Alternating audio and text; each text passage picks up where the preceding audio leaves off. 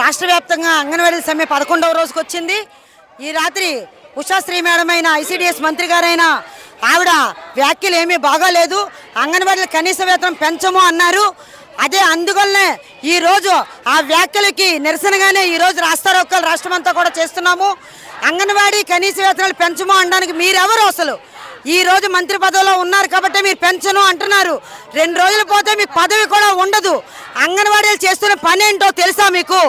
ఎందుకు జగన్మోహన్ రెడ్డి గారు ఆ రోజు మాట ఇచ్చారు, అంగన్వాడీలకు తెలంగాణ కన్నా కనీసం 1000 రూపాయలు వేతనం ఎక్స్ట్రా ఇస్తానని ఎందుకు మాట ఇచ్చారు? ఈ రోజు ఎందుకు పెంచలేదు? అందువల్ల మీ వ్యాఖ్యలు మాకు నచ్చలేదు కాబట్టే ఈ రోజు రాష్ట్ర వ్యాప్తంగా రాస్తారోకం చేయడానికి నిరసన తలపెట్టాం మేము అందరివి కూడాను. ఎప్పటికైనా మంత్రి గారు మీరు వేతనాలు పెంచిస్తారా, లేదు అంటే రాజీనామా చేస్తారా అని చెప్పేసి రాష్ట్ర వ్యాప్తంగా అంగన్వాడీలు అందరం కూడా అడుగుతున్నామండి. మా న్యాయమైన డిమాండ్లు కనీస వేతనం ఇమ్మన్నాము, 26,000 రూపాయల కనీస వేతనం, గ్రాడ్యుటీ అమలు చేయమన్నాము, ఉద్యోగ భద్రత కల్పించమన్నాము.